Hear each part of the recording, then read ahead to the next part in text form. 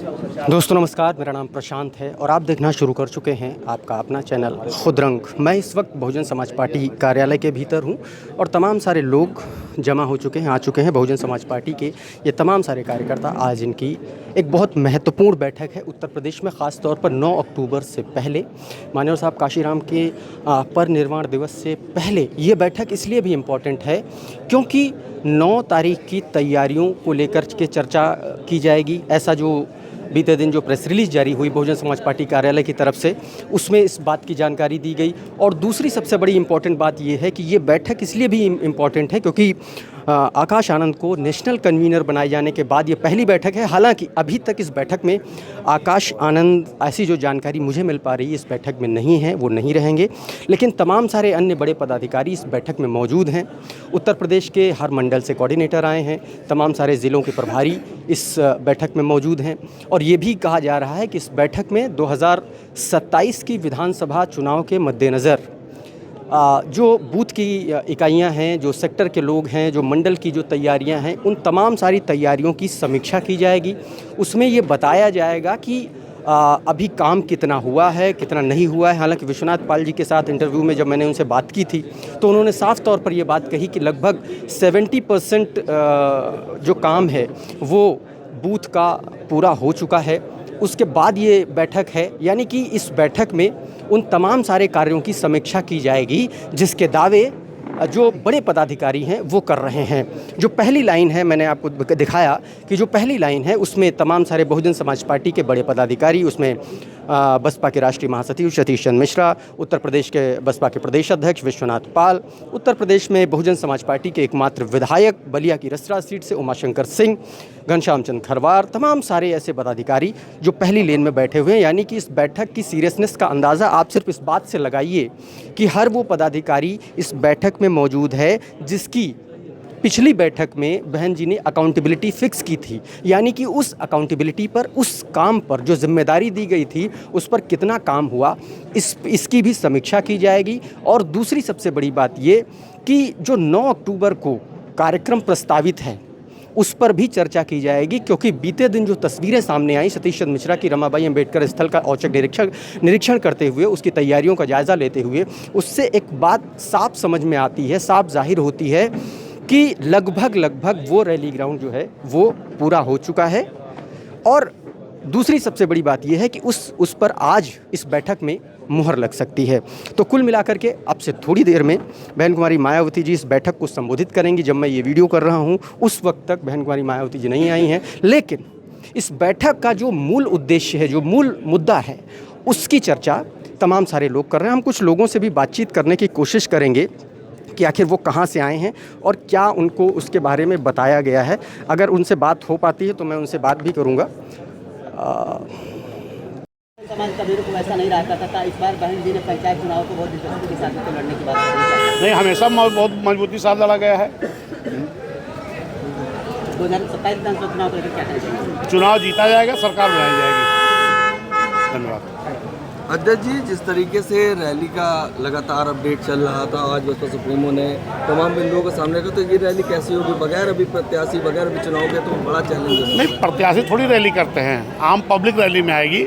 माननीय कांशीराम साहब परिनिर्वाण दिवस है और माननीय कांशीराम साहब की जो प्रतिमा वहाँ लगाई गई है, कई सालों से वहाँ पर मरम्मत का काम चल रहा था।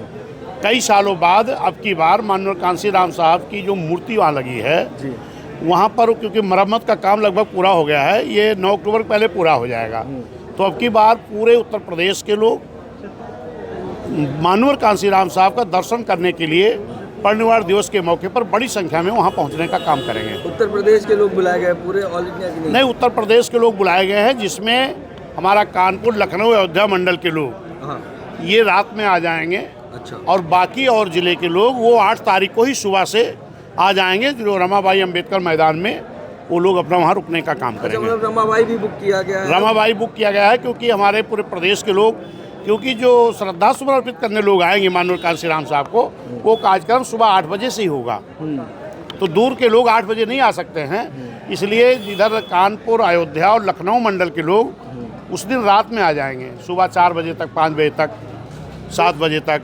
लेकिन बाकी जिलों के लोग वो 8 तारीख को ही आ जाएंगे। तो मंडल के पदाधिकारी जिम्मेदारी लेंगे वहाँ पे मैनेजमेंट नहीं, वो देखिए अलग अलग मंडल के लोग आएंगे, हमारे मंडल के पदाधिकारी उनको रुकने की, खाने की व्यवस्था करेंगे जो दूर के लोग आएंगे। और बाकी अगर उनकी व्यवस्था अलग नहीं होती तो वो सारे लोग रमाबाई अंबेडकर मैदान पर सारे लोग 28 तारीख को रुकने का काम करेंगे। अशोक सिद्धार्थ की पुनः वापसी हुई है, उसको लेकर बसपा सुप्रीमो ने कुछ बात कही? नहीं, माननीय बहन जी ने कोई उसके बारे में बात नहीं किया। ठीक है।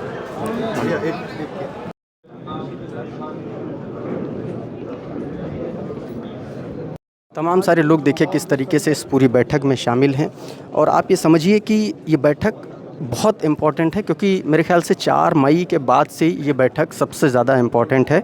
और इसलिए ये बैठक चूँकि बिहार में विधानसभा के चुनाव हैं और 9 अक्टूबर को एक रैली प्रस्तावित है ऐसा कहा जा रहा है, और उससे पहले ये बैठक साफ तौर पर इशारा कर रही है कि बहुजन समाज पार्टी एक बार फिर से अपनी तैयारियों को धार देने की कोशिश कर रही है।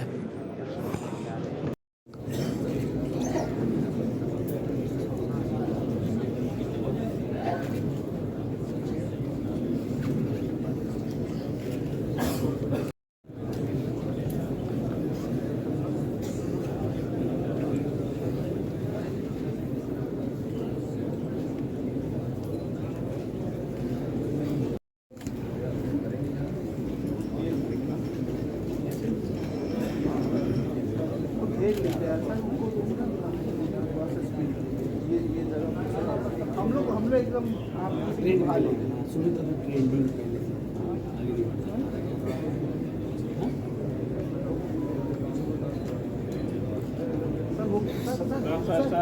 भैया बाहर जी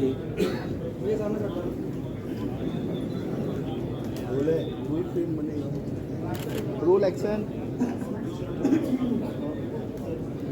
भैया भैया एक्शन में ना ऐसे हो जाएगी ना आ गया 2-4 बनेगा दिखाई पड़ा।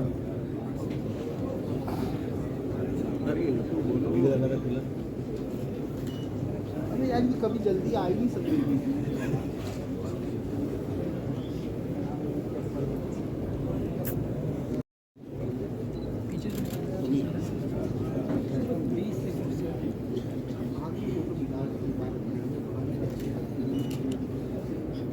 आगे ना बढ़िएगा।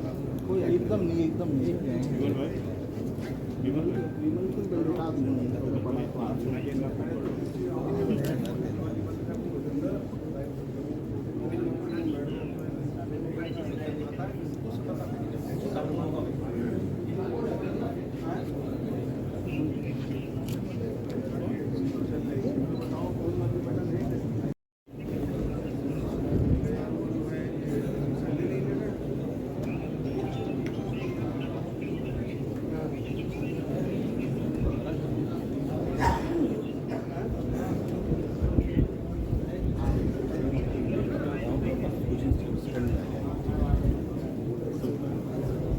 ठीक है बस।